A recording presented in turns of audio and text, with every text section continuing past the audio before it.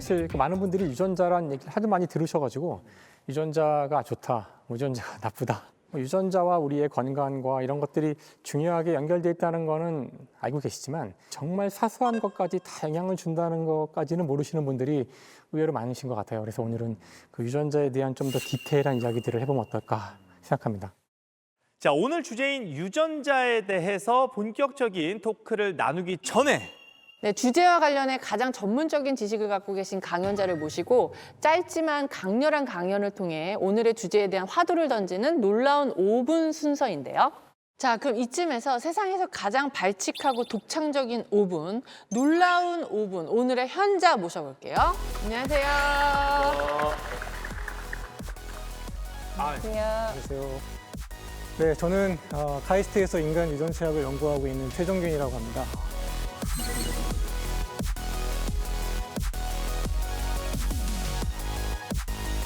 오늘 놀라운 5분은 두 분께 질문을 좀 먼저 드리면서 시작해 볼까 하는데요. 네네.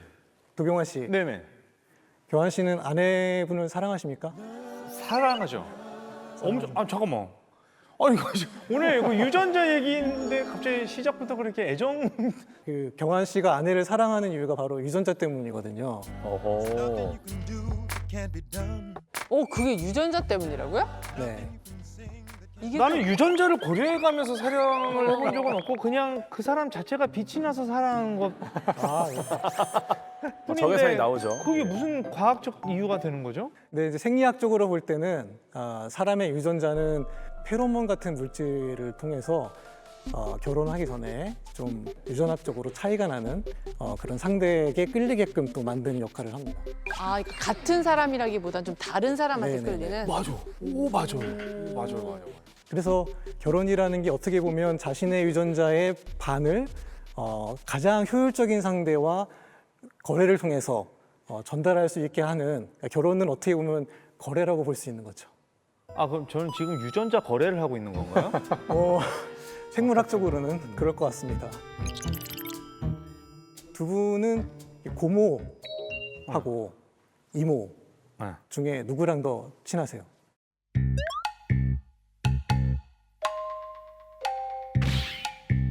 이모. 저도요. 예상되는 답변 진짜요? 감사드리고요. 왠지 모르게 외갓집이 더 좋다. 이런 분들이 많으시거든요. 아하, 치킨도 처갓 양념통닭은 있지 않습니까? 네. 그렇지. 시댁 양념 통닭은 시댁집 없잖아요. 양념통닭 없어요. 시댁집이 없네. 일단 시댁 양념통닭 너무 불편해. 아니 양념이 맛은 너무 코로 어려워. 들어가는지 입으로 들어가는지 모르겠는데요. 네. 그리고 식당에서도 저희가 이모 이렇게 부르지 고모는 잘 안 부르잖아요. 그렇죠. 뭔가 어색하고 좀 안 친근하고. 조사 결과를 보면 실제로 외할머니, 외할아버지가 손주에게 더 많은 돈을 쓴다고 합니다. 이게 뭐 우리나라 결과가 아니고 미국에서 한 결과니까 진짜요? 네, 외국도 비슷하다는 거죠. 그것도 유전자랑 상관이 있는 거예요? 외할머니와 더 친한 것도 유전자와 상관이 있다. 왜지? 우리 집에서 키우고 있는 이 아이가 내 자식이라고 100% 확신할 수 있는 사람은 이 세상에서 단 한 명뿐입니다. 어머니. 엄마. 자기 배에서 자기가 직접 낳았기 때문에. 그렇죠. 예. 그러니까 친가 쪽에서는 외가만큼의 핏줄에 대한 확신이 덜하다는 거죠. 우리가 의식적으로 핏줄을 의심하고 있다는 얘기가 아니라 우리 안에 그런 무의식적인 본능이 있다는 건데요. 본능적으로 그렇죠. 이 직접 낳은 모계 쪽이 더 확신을 갖고 있다. 확신을 갖고 있다. 그리고 또 개를 좋아하는 분들도 있고 고양이를 좋아하는 분들도 있고 근데 그런 성향에도 약간의 유전학적인 진짜? 백그라운드가 있다. 고양이파, 강아지파. 어떤 차이가 있는 거예요? 개 유전자가 있는 거예요? 아니 근데 고양이가 인간하고 더 가깝지 않나요, 유전적으로? 우리 호르몬 중에 도파민과 세로토닌이라는 호르몬이 있습니다. 이제 세로토닌은 좀 더 정치적으로 보면 보수적인 성향의 분들에게서 많이 높은 편이고 도파민은 이제 진보적인 사람들에게서 좀 높게 나타나는데요. 고양이는 약간 좀 독립적이고 제멋대로잖아요. 그 도파민의 경우는 뭔가 새로운 것을 탐색했을 때 돌아오는 보상에 대해서 더 쾌감을 느끼는 도파민이고 네. 세로토닌은 어떤 사회성, 그러니까 사회적인 위계 질서에 따른 행동을 좀 더 잘하는 그런 호르몬입니다. 그래서 걔는 좀 순종하고 좀 친근하고 그래서 세로토닌의 성향이 있는 분들이 좀 더 개를 좋아할 수 있는 가능성이 있다.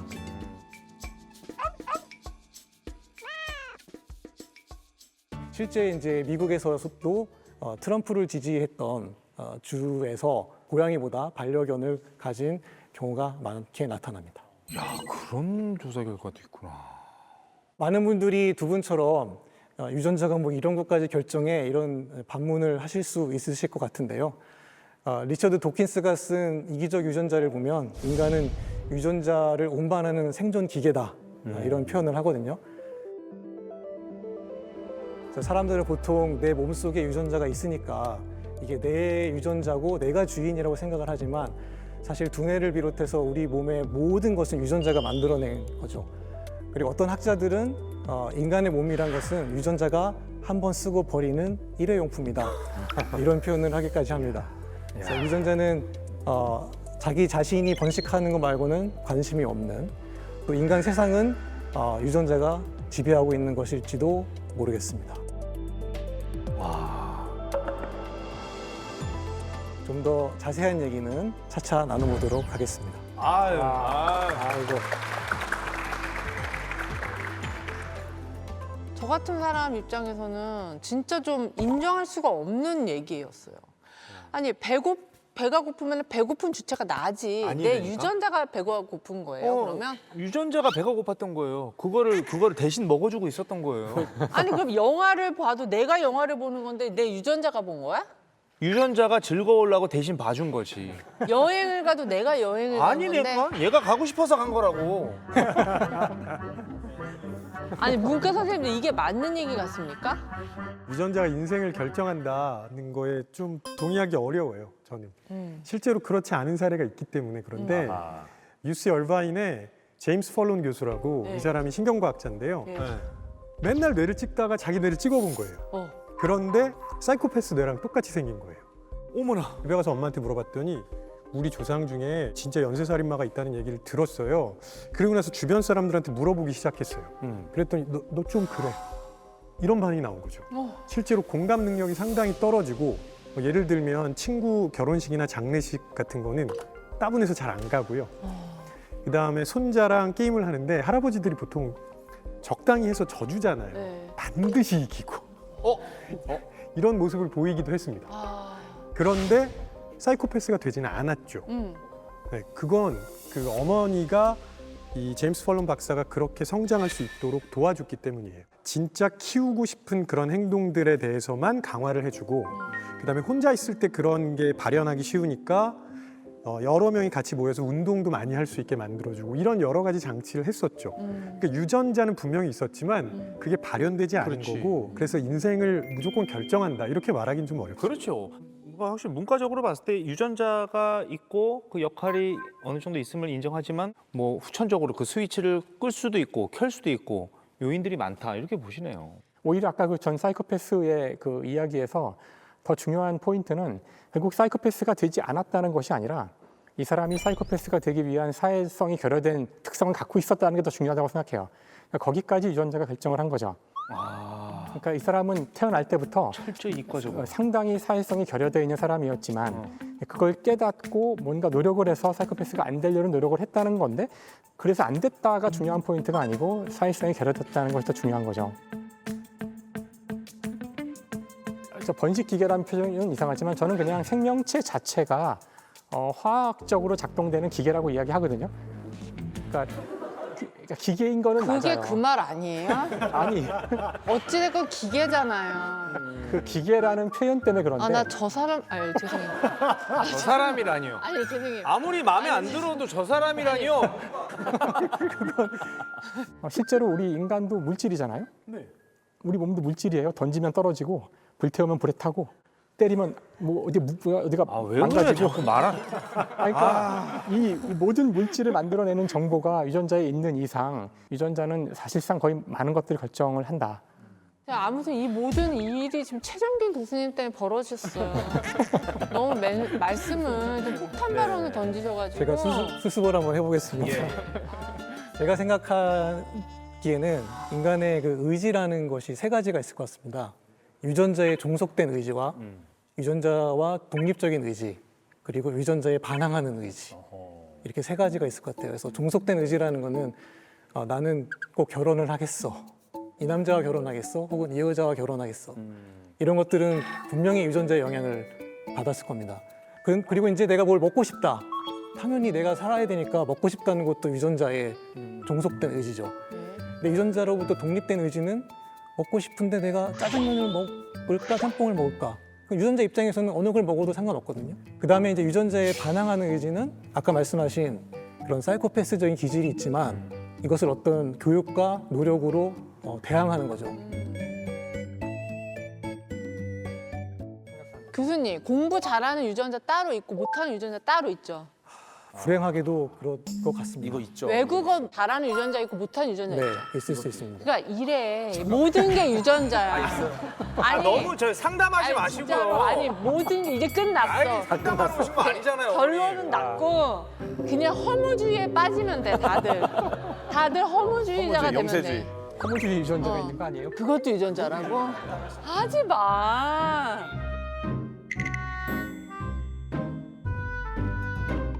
끈기라든지 동기부여 또 유전이죠. 또 유전자의 영향력이 맞아요. 있고 심지어는 실전에서 시험을 좀 더 잘 보는 사람 실전에 강한 사람. 예.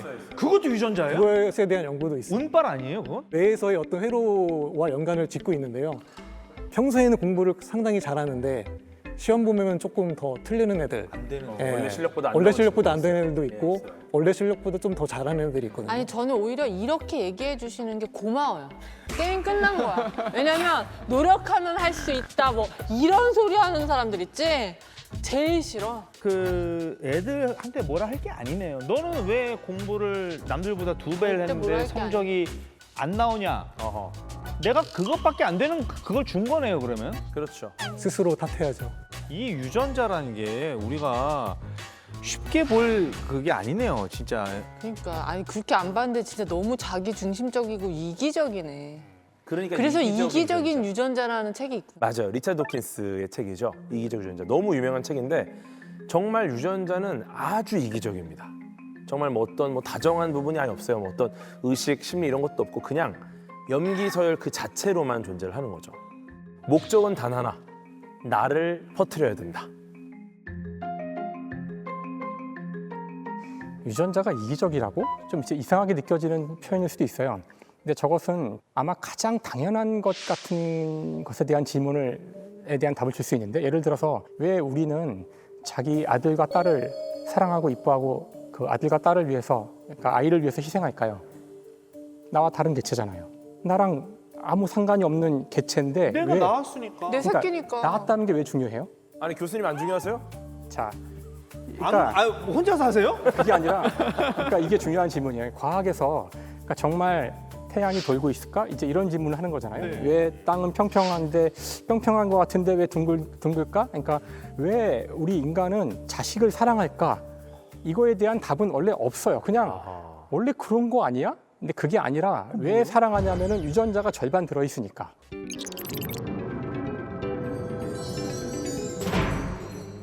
지분이 반이 내 거라서. 나는 이기적으로 행동하는 사람, 이 개체인데, 근데 그 유전자를 절반이나 갖고 있기 때문에 얘는 소중한 거예요.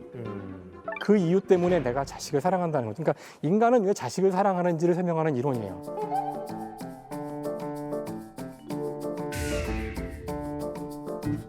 아니 그러면 교수님은 자제분들한테 내가 널 사랑하는 이유는 네 유전자의 절반이 내 거라서 사랑해 이렇게 얘기하진 않잖아요. 좀 더 크면 고백을 해야죠. 아니 도대체 교수님, 아니 뭐 하는 분?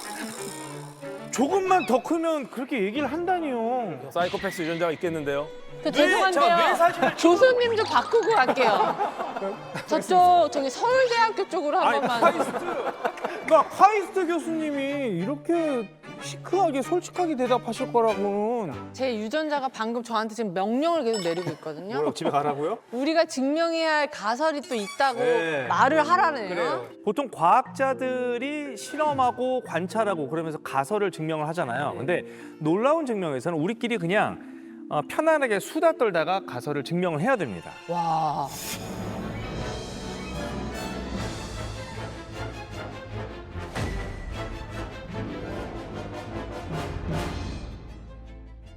오늘의 주제를 꿰뚫는 가설이 저 위에 천장에 이제 공개가 될 건데, 자, 오늘의 가설 뭔가요? 팔자는 못 바꿔도 유전자를 바꿀 수 있다고? 유전자를 바꿀 수가 있다고요? 여태까지 그게 안 돼가지고 녹화를 한 해 만에 그러고 있었는데 근데 유전자를 바꿀 수 있다고? 그러면 나 바꿀래. 뭘 나 바꾸실래요? 외국어가 너무 안 돼. 그 노력을 하세요. 아니 그 유전자 때문이에요. 아니 공부하면 돼요. 교수님 그럼 제가 만약에 언어 능력 있는 유전자를 몸에 주입해요. 그럼 언어 능력 생겨요?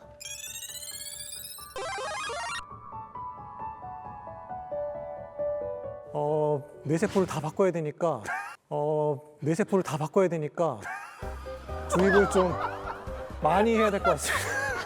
와.